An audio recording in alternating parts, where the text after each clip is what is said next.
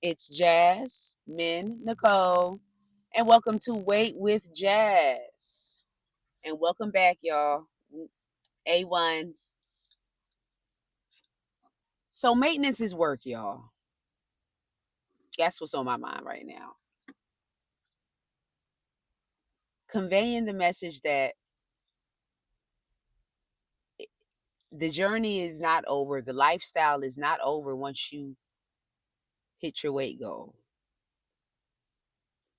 Once you have lost that amount of pounds down, as we all like to say, it doesn't stop there. It doesn't stop. Now, what you want is you want the weight loss to stop and the weight gain to stop, depending on what direction you're trying to go in, as far as recomposition, body recomposition. Um, but excluding that, just standard weight loss journey. Once you hit your weight goal, it is not over.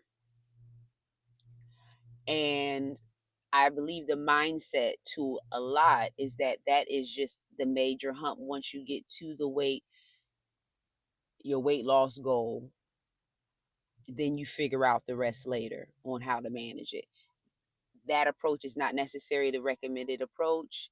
That approach will probably push a person backwards into weight gain.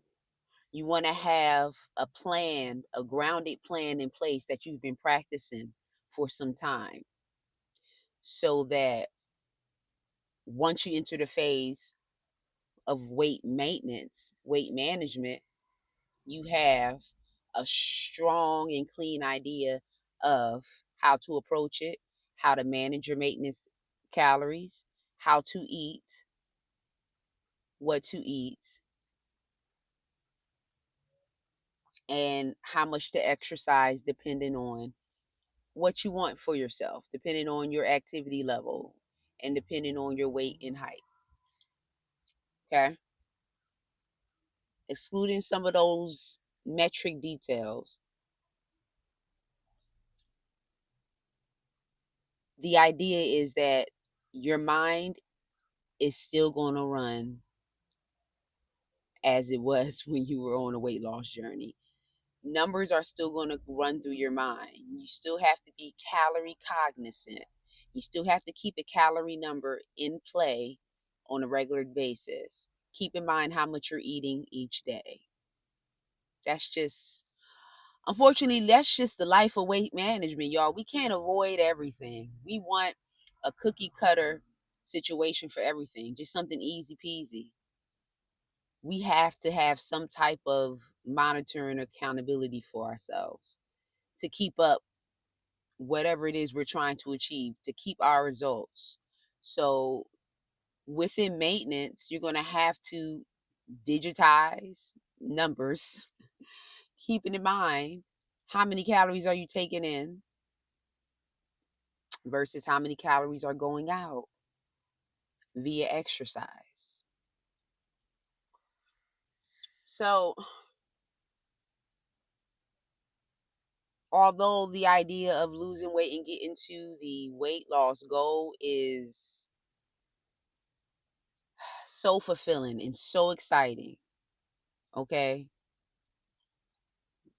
Once you have reached that phase, the maintenance portion of it seems to lose enthusiasm. Not as much enthusiasm as it is for losing weight, because once you lose weight, it's like, yes, major transformation, instant gratification, results from action, your whatever plan you are completing, you're seeing the results, and it's just pounds down, pounds down, pounds down. And especially on this GLP-1 medication, when you initially start the medication, it's pounds down for most, depending on how heavy your incretin issues are getting on the medication. But for the most part, people are losing pounds down off the bat. A lot of the weight is associated to water. That's still fine because it's still weight that is being released off of you. And then you go into the next phases of actually losing subcutaneous fat and visceral fat, which becomes more difficult and requires more of our effort, which I don't think people understand in considering a weight stall. Because when you're in a weight loss stall, especially one as a result of taking GLP1 medication, that can have something to do, you know, with your body not in the right position, not in the right deficit position to burn the visceral fat. You have to put your body in a fat burning mode. And the only way to put your body really in a fat burning mode is to increase your metabolism. And the only way to increase your metabolism from the strongest points and the fastest points is through consistent exercise, as well as lipo B. I throw that in there. Lipo B, but even without lipo B, consistent exercise scientifically increases your metabolism. In addition with some other fruits and stuff that aid too, but that does. So that is what's aiding the weight loss, and it becomes more difficult after you get the water weight portion off. You go into the stalls trying to get the deeper fat portion off. That requires more of your effort, more concentration on your deficit, because if you're not losing weight at all, then you're not in a deficit. There's something wrong, and it has to do with the deficit. Even if you're eating clean, you're not in a deficit. Apparently you're eating too much of the clean food and you're not in a deficit. And then you don't have the exercising that complements the deficit. It further decreases the calories. It further helps you remain in a deficit cycle. Exercise helps. um and it's crucial for weight loss. Now when it comes to weight maintenance, it can be crucial and cannot, if your deficit calories are not on point. You can master maintenance if you have a clear analytic understanding of how many calories you should consume on a daily basis with little or no exercise, moderate exercise 2 to 3 times a week, and excessive exercise up in the 5 days, 6 days a week range. I'm in the third range right now. So with that, those maintenance terms, you have to apply what physical activity level best works for your lifestyle. If you know your personality, if you know you're not a person who's going to exercise, like who cares? And I'm not even knocking you on that. Like who cares? But if you can still maintain what you want to maintain, do you.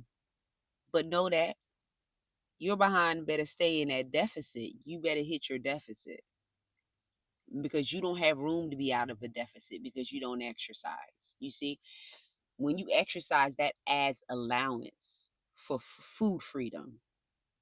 You know what I mean? What I want to be able to eat foods that I want, still maintain my physique, and still be fit, and still have a powerhouse, a metabolizing powerhouse where fat is always burning, because my metabolism is boosted due to the muscle that I have developed through weight training and through cardio resistant training with consistency.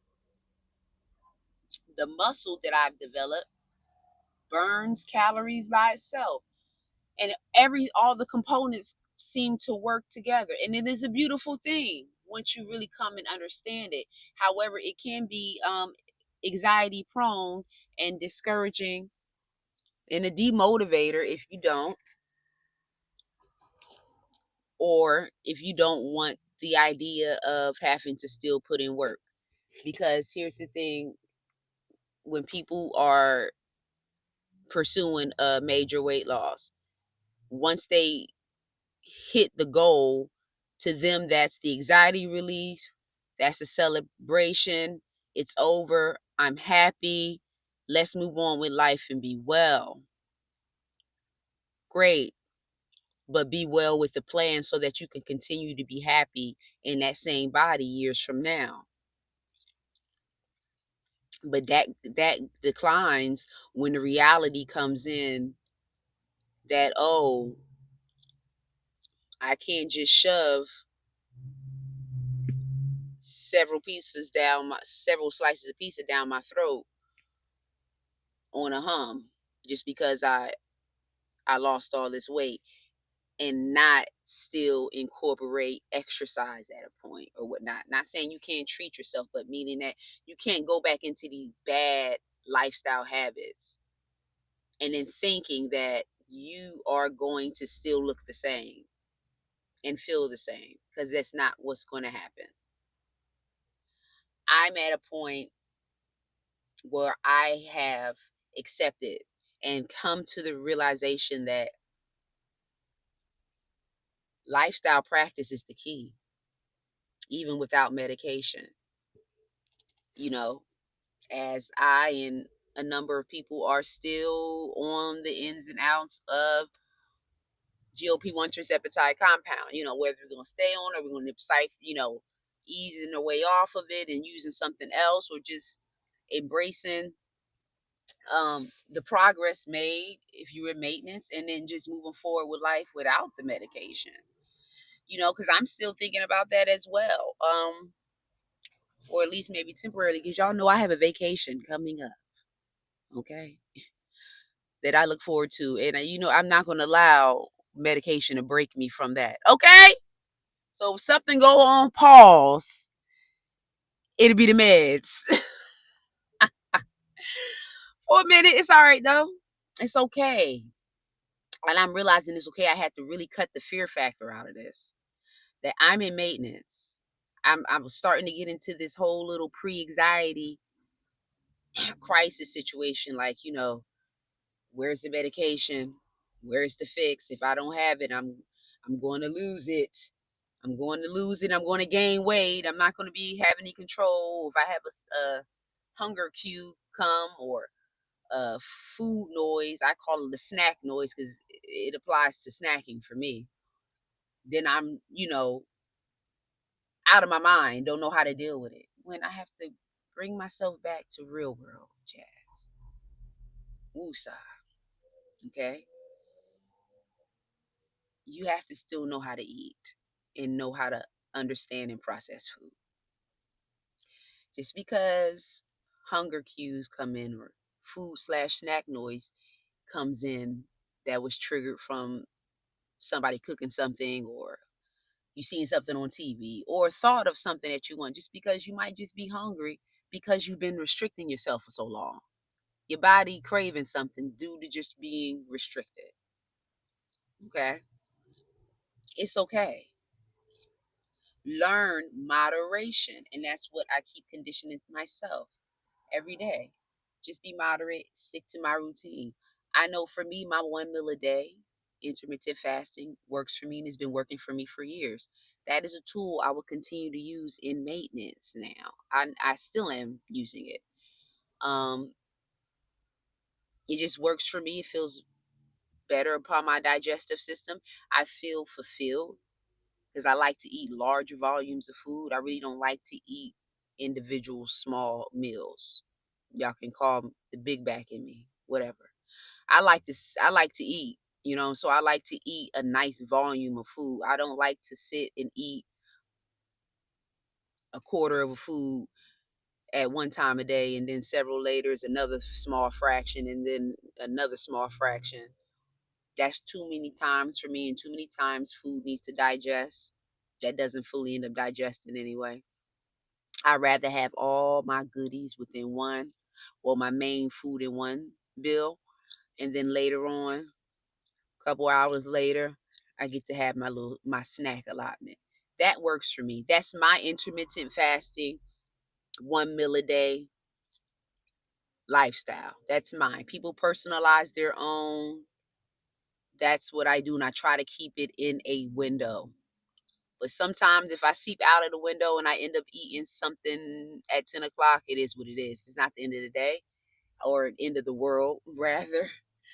Because I'm going to, I know I'm going to get in the lab the next morning and I'm going to burn off whatever. So with that just level of assurance, confidence gives me so much comfort. Okay. That level of assurance it just does. It gives so much comfort. Um Comfort to the idea of maybe not worrying about needing Tirzepatide necessarily until I need it. You feel what I'm saying? But for now, I'm still going to have it in my back pocket. But I may play more around with bi-weekly dosing rather than weekly dosing. So whether I'm taking an injection or oral, I'm going to try to figure out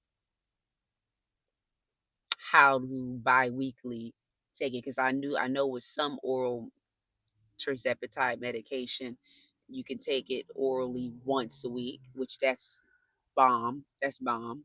Just take it once a week, and then there are some that you have to take every day. So we will see once I get down, once I cross that bridge, y'all. But for now, I'm good with microdosing the compound that I have left and continuing my Lipo B shots. I'm coming up on a refill on those. And that's really what I'm kind of like interested in. Hey, it's sounding me off. That sounded me off. That means it's money to be made. Money to be made, y'all. But that was on my mind. Maintenance is the continuation. Okay? It doesn't have to be difficult, but it does require your mental and physical effort. So don't think that once you reach your weight loss goal, that's the end. And you can go back to how things were. You could go back to how things were, but then you'll find yourself back to where you started, trying to lose the 100 or so pounds that you gained. So pay attention to maintenance, welcome it with acceptance, prepare for maintenance, and your way for preparing for maintenance is staying tried and true to your routines of practice. While on GLP-1 medication, stay true to your routines. And even if you're not on that medication, stay true to your routine, getting you prepared to reach a weight loss goal so that you can continue to enjoy the fruits of your labors without so much labor, because you put the labor in through the weight loss and hopefully weight training, recomp, da da da. Hopefully you did all the bit to where your body is now working for you and you not working for your body. That's where I'm headed. That's where I'm headed, y'all. With body recomposition, the body is going to work for me. The metabolism will work for me rather me working for it. That's the goal. And putting so much diligent work into weight training and cardio with resistance, okay? And staying on a schedule and eating the right complex carbs for the gains and still losing fat by staying in a deficit, okay? That's where I'm at. GLP-1 gains in maintenance is possible. Maintenance is achievable, y'all. Just know that. But know that it's not an easy ride. That you don't get to quit. You got to still think, okay? I'm going to see you the next video. Be real.